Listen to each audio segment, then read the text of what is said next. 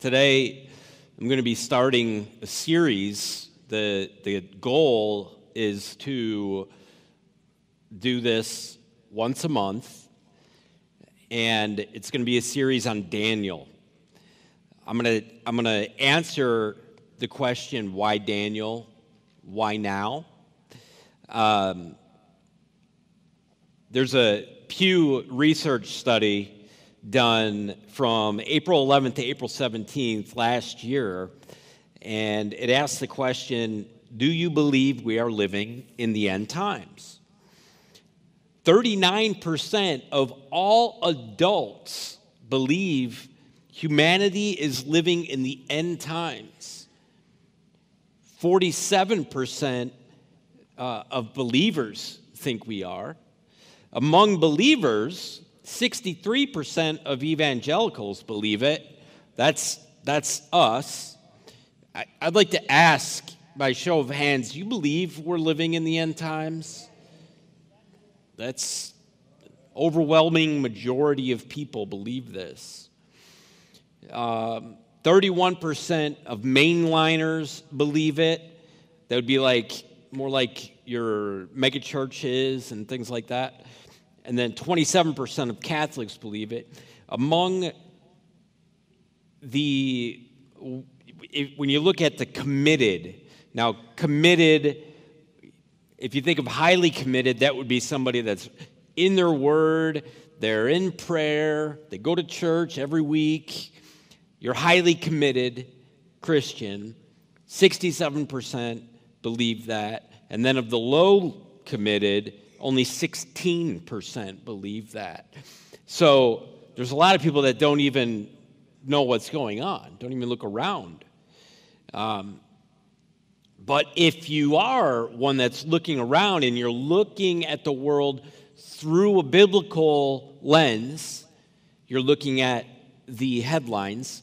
It's not that you're looking at the Bible through the headlines. You don't want to do that. You want to do it the other way around. You believe that the rapture is close and the tribulation is near as well. We got to think of that. So I watch seasoned saints that are into prophecy. I watch a bunch of different guys online. You got to be careful who you're watching. There's a lot of deceivers out there, a lot of false prophets. But these guys are ones that are looking at prophecy, at biblical prophecy. They've been doing this for 30 years. And I'm sure, Pastor, you would agree with this. He already used the word. There's an acceleration of things happening. There's a convergence of things happening. And what I mean by that is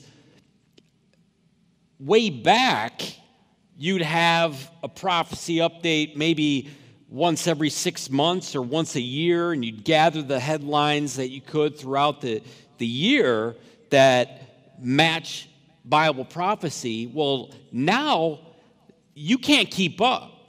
I mean, even this morning, I'm getting these headlines that are coming across when you talk about evil growing worse and worse. I mean, there was a guy that called the police because he saw smoke out his window, and he looked out there, and it was a body that was burning on fire. It was somebody that had been missing for a few days. They couldn't find him, and the last time they saw him, they were on their way to buy something from Facebook Marketplace. Be careful with that stuff. And they found the person burning. So now they got to try to figure out who did this with all the evidence up in smoke. I'm telling you, evil is growing worse and worse. We're going to talk more about that. But this convergence of events is from all these different lanes, from AI to digital currency, all things woke, to the third temple. They're getting everything ready for a third temple to be built, and we know that the third temple has to be built if the Antichrist is going to be the abomination of desolation or set up the abomination of desolation, which could be the image of the beast, Revelation 13. I don't know. There's a lot happening, and it's happening fast. It's happening really fast. We're swiftly advancing to the end of all things as we know it. And there's going to be no more chances at that point. No more chances to share the gospel, and no more chances to turn away from evil and turn towards God. That's why we push missions like we do. I mean, it's important. Pastor Jack and his team go out and share the gospel. Speak it. There's this saying, share the gospel and use words when necessary. Well, it's good to have your actions, but your actions need to match your words. And you can't be a proclaimer of the gospel with your mouth shut. And so we need to share the good news. And so talking about Daniel, in my own study of prophecies, I felt impressed on my heart that my next endeavor was going to be to study Daniel and to teach it. Because if you can teach something, you know you got it. You've got to have it figured out. And so that came to me first. And then this idea just wouldn't leave me alone. I don't know if you've ever experienced that. But then I was on a phone call with a friend of mine, a video phone call, and I had this Clarence Larkin book set up. It's a hardcover book, and on the front of this book is a picture of the statue that's in Daniel. It's one of the most awesome prophecies in the Bible that was fulfilled, of kingdoms upon kingdoms, and we'll get into that eventually as we go through this Daniel series. But this person that I'm talking to on a video call starts talking about Daniel. I said, you're not going to believe this, but I'm staring at something that's in Daniel. I'm staring at it right now. So that was one thing. Then another thing was I'm talking to the guys from the mission, and they start telling me about how they've been going through a Bible study on Daniel. They've been walking through Daniel. I said, you got to be kidding me. And then I'm watching all these prophecy update, all these teachers constantly throwing Daniel in my face. And I just can't get past this. I got to tell you, it's nerve-wracking for me. I've never studied Daniel. So we're going to be learning this together as we go through this. And my goal is I want to be able to share some headlines so that you can see what's happening. And you're going to be blown away by what I found and how it ties into Daniel.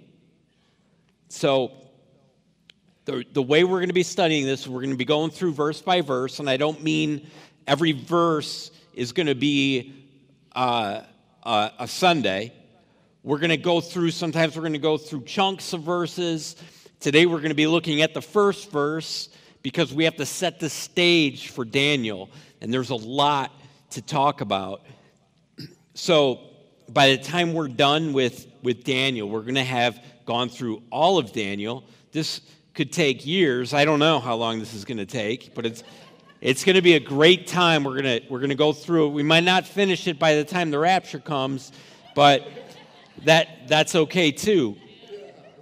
So I'm going to give you a warning for today's message. If you can show this first slide of 2 Timothy 4, 3-4, it says, "For the time will come when they will not endure sound doctrine, but according to their own desires, because they have itching ears, they will heap up for themselves teachers, and they will turn their ears away from the truth and be turned aside to fables." So there's many that are believing the lie right now and have been turned over to a debased mind by God. Many believe this lie. There are many liberal-leaning Christians.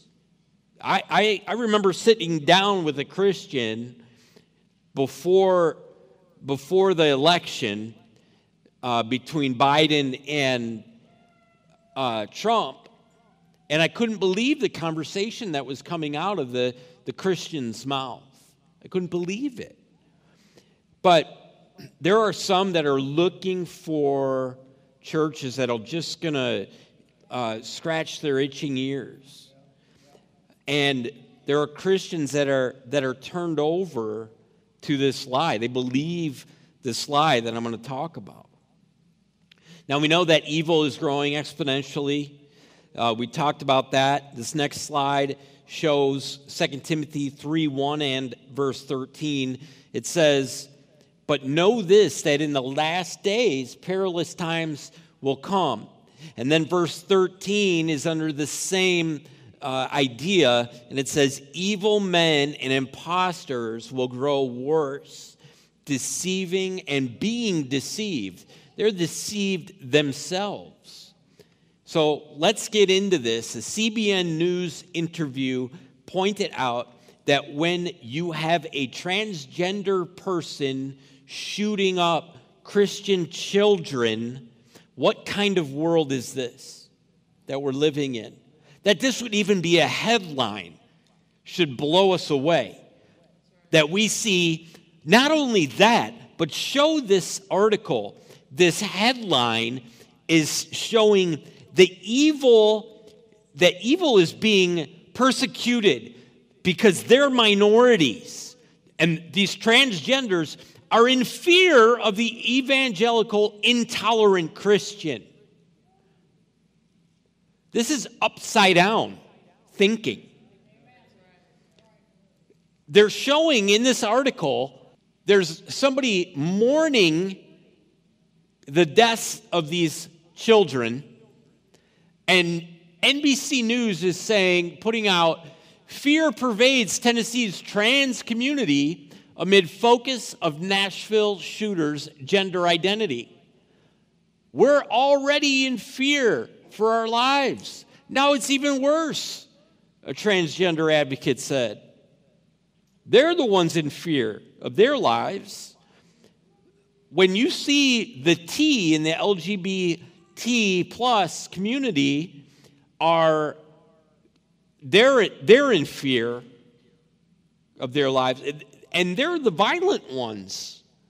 When you see the Christians standing up for truth, which we should all be standing up for the truth, the trans people are getting violent, very violent.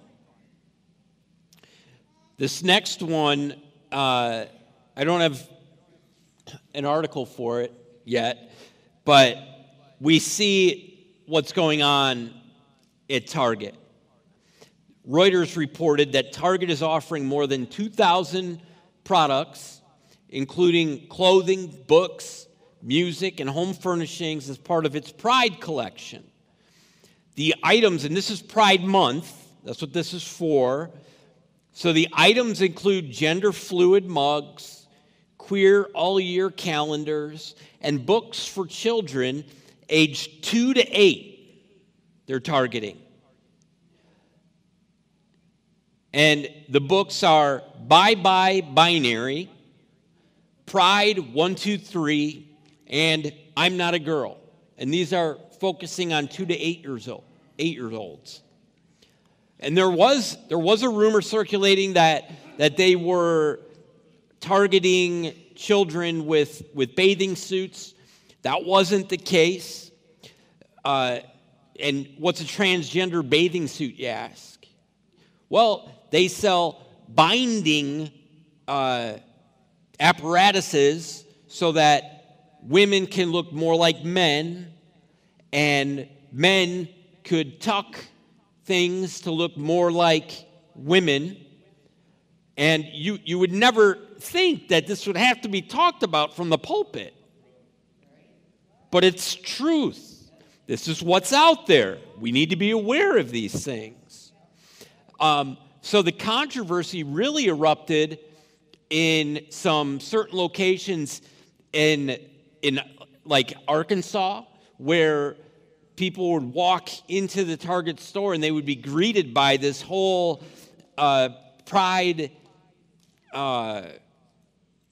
display of things, and they received so much backlash that they had to move these things to the back of the store. And so, problem solved for Target? No, not yet. There was another great strategy that was drummed up by some people where they hired a trans Satanist as an independent contractor to design some items. And trans Satanist, what does that mean? Does that mean it's a Christian that identifies as a Satanist? No. Thank the Lord, that's not what that means. But it's a trans person that is a Satanist, and these are some of the award-winning designs that this person came up with. They're pins that say Satan respects pronouns and homophobe headrest. And if you see what that headrest is, that's a guillotine that this person thinks a homophobe should lay their head on. Then this next one shows shirts that say cure transphobia, not trans people, in a bag that says too queer for here. And the designer, Eric Carnell, he states this about his religious practice as a Satanist. Satanists don't actually believe in Satan. He is merely used as a symbol of passion, pride, and liberty. I use the American flag as a symbol of passion, pride, and liberty. But he means to you, Satan means to you what you need him to mean. And he says, so for me, Satan is hope, compassion, equality, and love. So naturally, Satan respects pronouns. He loves all LGBT plus people. Listen, Jesus loves all LGBT plus people and doesn't want them to perish in eternal fire. Satan wants them to perish in eternal fire. And he wants all children and all people to perish in this fire. He is trying to lead them astray. See, he says, I went with a variation of Baphomet for this design, a deity who themselves is a mixture of genders. He said themselves, that's its pronoun. A mixture of genders, beings, ideas, and existences. I don't even know what that means. They reject binary stereotypes and expectations. In 2020, we would be saying things like, Target did this for 2% of the population? Well, I got something to show you there. Let's take a look at these two graphs put out by the Pew Research Center. One of the graphs shows the percent of the population that identifies as transgender or non-binary. What I want to point out is the rate at which the younger the age group, there's more. So age 50 plus is 0.3% identify this way. 30 to 49 is 1.6, a little bit more. Age 18 to 29 is 5.1% of the population, according to this research. And I'm really curious what people, young people like 8 to 17, how many would identify this way in today's culture.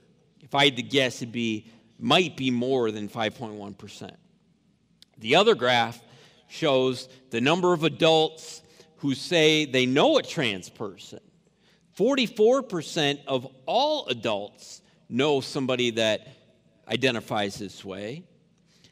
33% of 65 and over adults know a trans person. That's less. And again, you can see the trend as people are surveyed younger and younger, they know more trans people.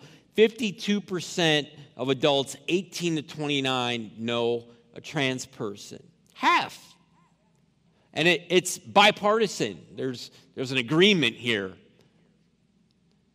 It's 42% of Republicans and 48% of Democrats surveyed know somebody who is trans. So I want to show you this next slide. Here we see a person who is at Disneyland. They have a mustache. They are wearing makeup, dressed as a princess of some sort. They are an apprentice of the fairy godmother. This is at Disney, where you couldn't see, but there's a little girl standing in front of this person. And they're basically this little girl's like personal shopper, where they take these little girls into this place. It's like a fairy dreamland where they do their hair, they do the little girl's makeup, they get dresses put on them, and they turn them into princesses. It's really a beautiful, fun little adventure for the girl. But this little girl is looking at this person named Nick, by the way, and they look at this look at this person, and they might be confused, but nobody says anything about it. Don't know if the parents are saying anything about it. So these kids are it's being normalized with these kids. And this word normalized goes a lot deeper than this. So Kurt Reed, if you ever get a chance, check out Kurt Reed, great brother in the Lord. And he preaches out of Vegas. He showed an interesting article out of Spain. I don't have a picture of that, but the Spain zoophilia affirming law was pushed through by Ion Belara Ortega. You can look this up. I think it's a man, the Minister of Social Rights and 2030 Agenda. That's what Spain has. A Minister of Social Rights and 2030 Agenda. Where have we heard 2030 Agenda before? That's out of the WEF, the World Economic Forum. We need to get our heads out of the sand, begin to look at these things. And this stuff is becoming more and more mainline. That we're seeing these elite people. It's the ones that have the money, that have the influence, that are heads of government, heads of state. They go to these meetings, and they're just the faces. What you don't understand is, and it's coming more and more to light, is there's these Satanists at the very, very core of this that worship Satan, that pray to Satan, that get their marching orders from Satan himself. And they turn around and they share these marching orders at these forums, at these places, and give them to these people that are just the faces. And then they come back, leaders like, I'm not even going to name these names, that are heads of government, and they begin, like Spain, to have a Minister of Social Rights and a 2030 Agenda. They have a 250-page document. You can download this, and you can see this document called Sustainable Development Strategy 2030, subtitled A National Project to Make the 2030 Agenda a Reality. Talking about they need to double down. They need to speed these things up. They use the word acceleration as well. They want things to happen before 2030. Satan knows that there's a short time to make these things happen, to reach people for Satan before the King of Kings and the Lord of Lords comes back. So this is what it says in Spain's law concerning zoophilia. Listen closely. The person who by any means or procedure mistreats a domestic or tamed animal, an animal that is usually domesticated, an animal that temporarily or permanently lives under human control outside of legally regulated activities, including acts of sexual nature, causing injury that requires veterinary treatment, are the ones that will come under this law and have to pay the consequences. Did you catch what I said? If it causes injuries. If it doesn't cause injuries to the animal, it's okay. You have to read between the lines. You have to see the direction that things are going. Bestiality is now okay in Spain as long as it doesn't cause injury to the animals. In addition to championing human/animal love, the 2030 Agenda Ministry also oversees, listen to this, family affairs, minors protection, disability, and prevention of youth crime, adoptions, and foster care, and the promotion of cultural communication and youth association.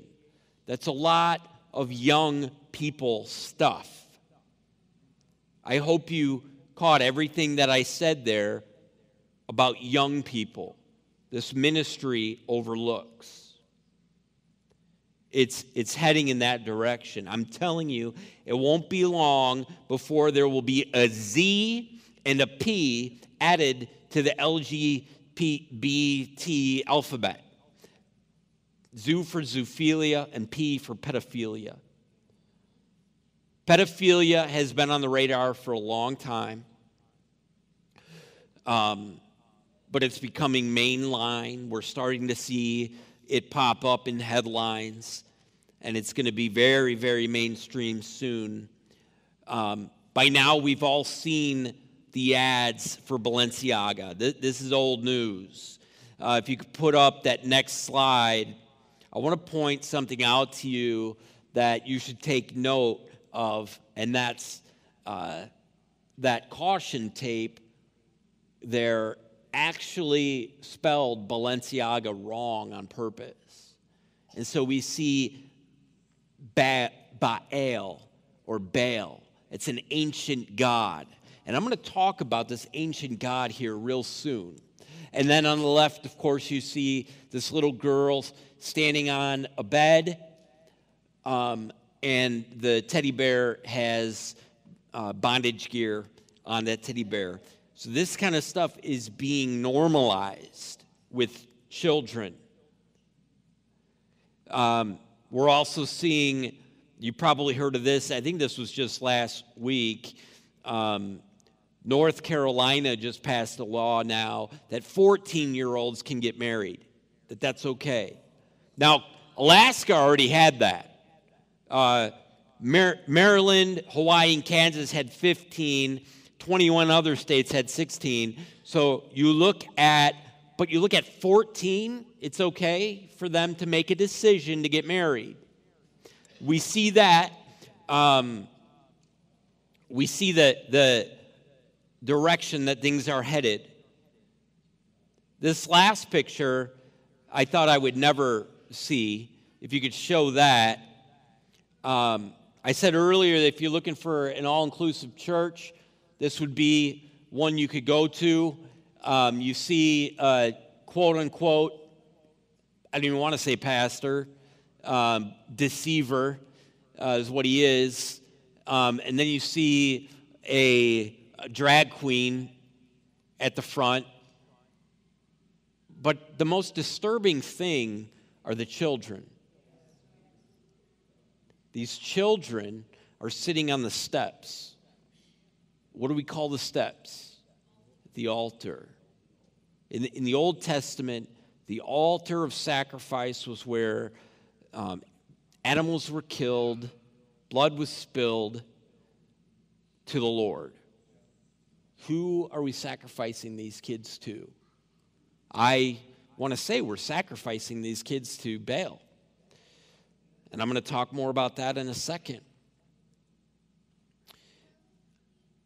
So the headlines are never ending. Never ending. Like I said, this morning I'm taking screenshots. I'm just like, this is absolutely ridiculous, especially in the month of June. Things are ramping up. You know, Jerusalem, and the Temple Mount is where God said, I will put my name forever. He stamped his name. He could put it anywhere in the world. He put it on Jerusalem and the Temple Mount. And pride is celebrated. I wish I could have had time to put the pictures up. Pride Month is celebrated in Jerusalem. What is God thinking right now? I'm telling you, he's coming soon. He's got to be coming soon for his bride and for the Jewish people. You know, the tribulation is to wake up the Jews. It's going to wake up a lot of people all around the world, but it's to wake up the Jewish people. They're lost. Many of them are lost. So another headline was Mr. Beast. How many know who Mr. Beast is? Okay, not many. Listen, if you have kids, get your kids off of social media right now. Get them off. It's toxic. This is, look at Mr. Beast has 150 million subscribers. He makes $54 million a year. He's got his own line of chocolates now. He's opening up all kinds of lines of things. He's going to be worth a lot more than that. But his audience is 25 and under.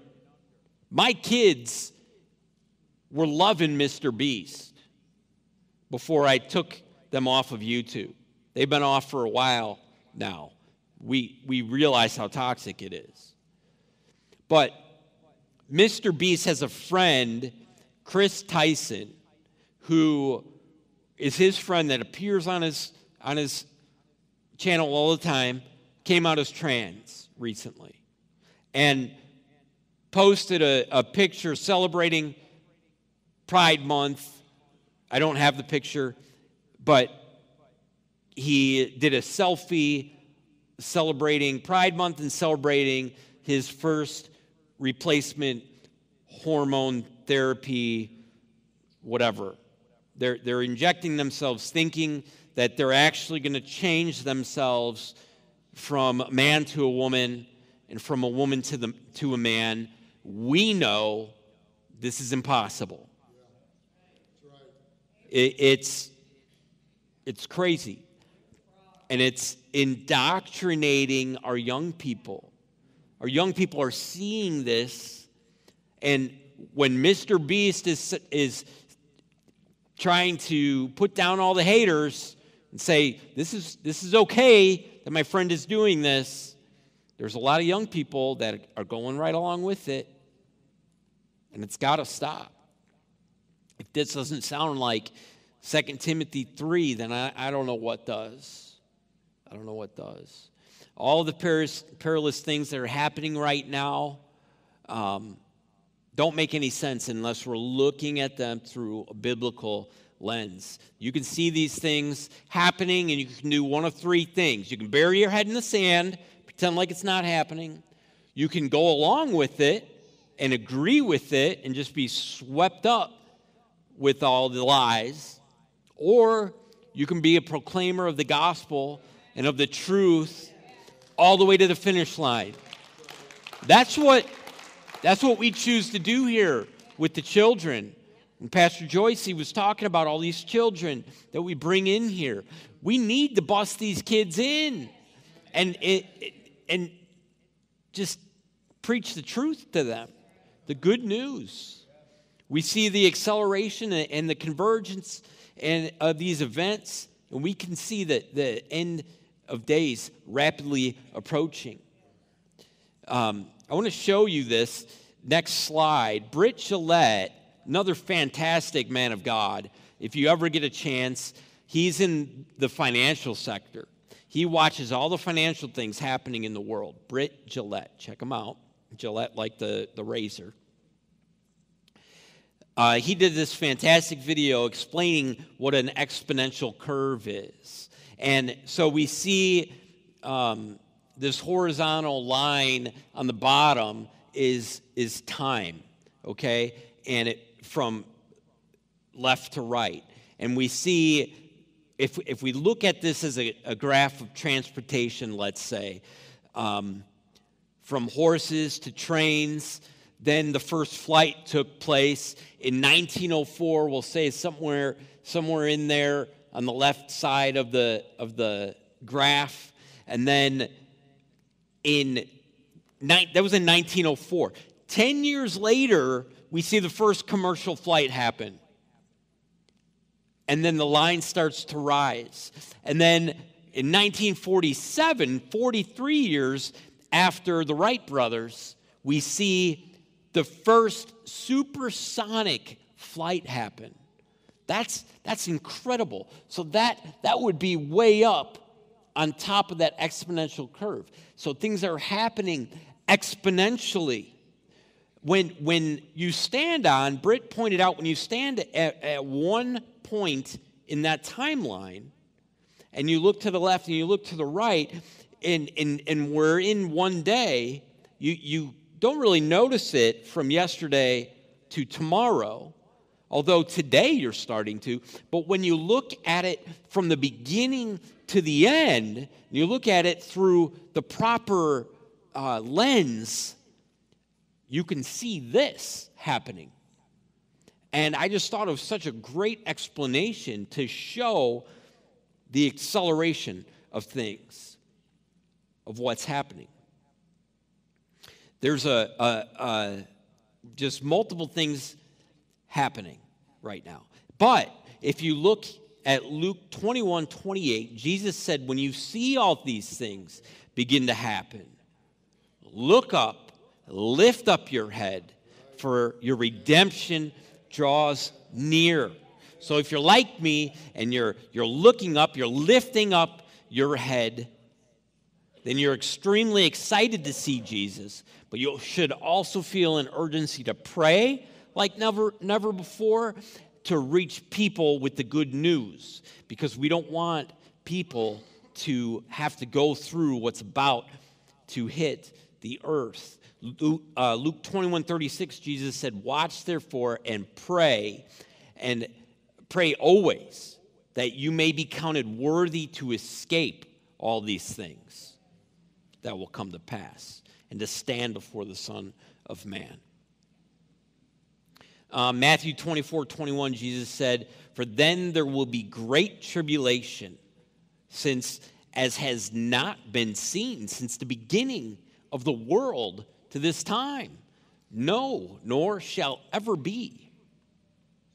So people that are always looking in the headlines, they need some good news. Go out and share that good news. For the last couple of minutes that I have, I'm going to tie this in like I promised to Daniel, and we're going to look at Daniel 1:1, and it says, in the third year of the reign of Jehoiakim, king of Judah, came Nebuchadnezzar, king of Babylon, unto Jerusalem, and besieged it. And this was the beginning of 3 attacks on Jerusalem, where God was going to just wipe Jerusalem clean of all the Jews. And I'm going to show you why.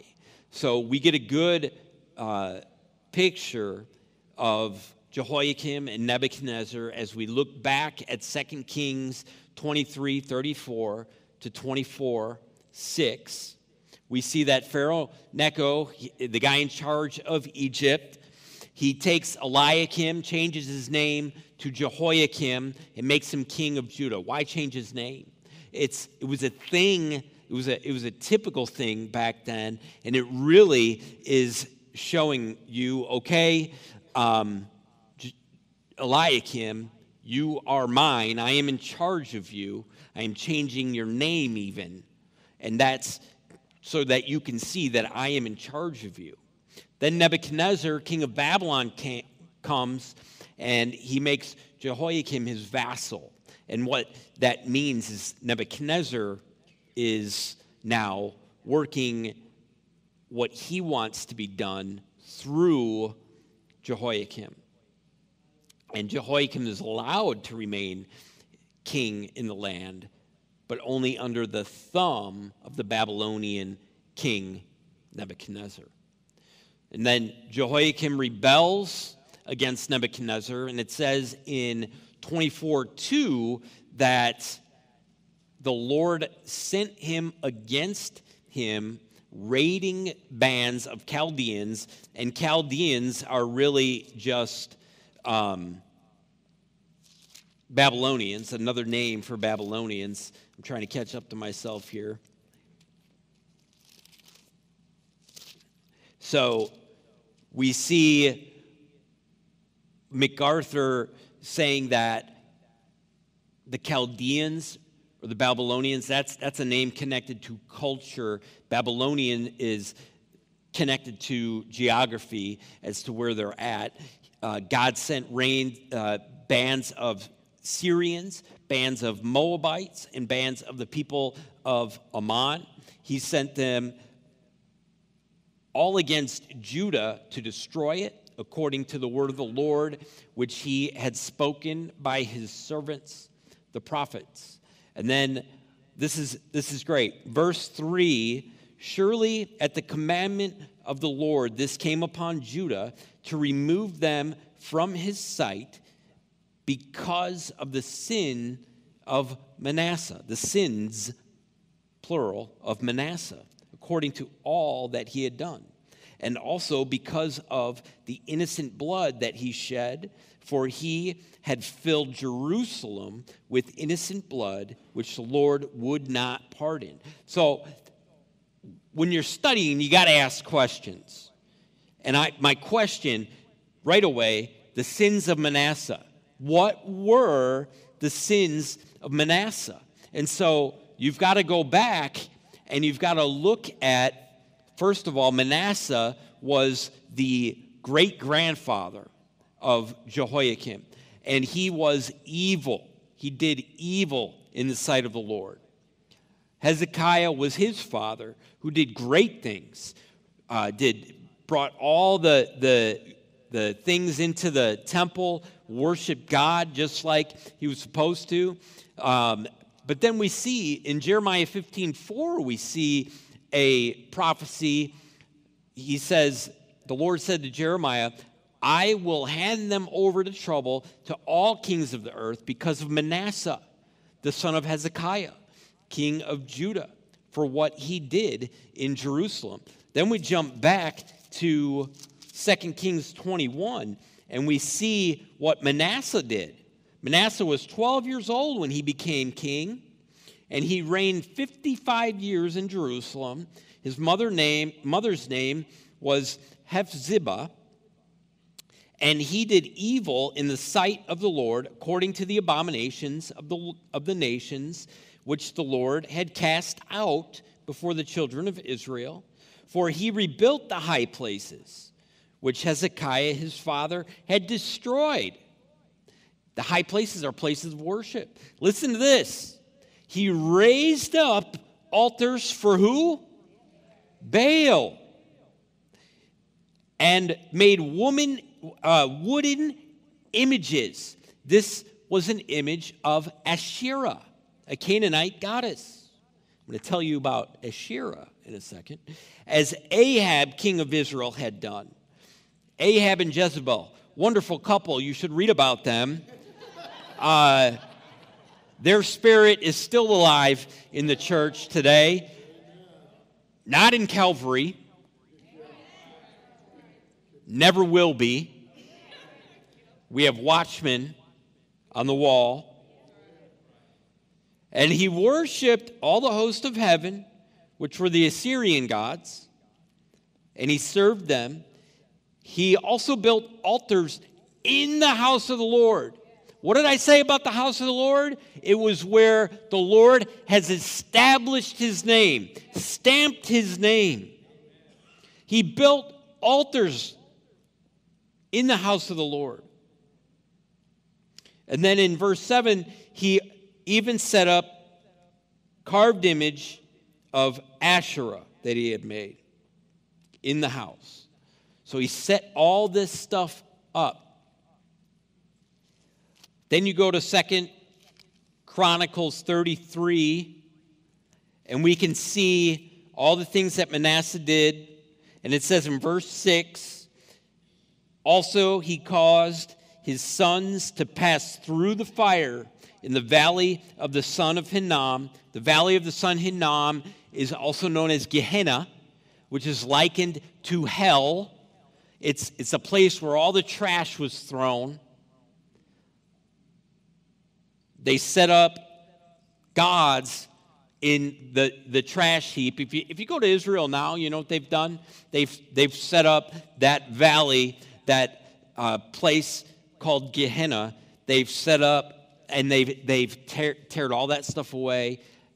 They've made it a beautiful, flourishing place that you can go to now, and you could see how wonderful it is and how beautiful it is.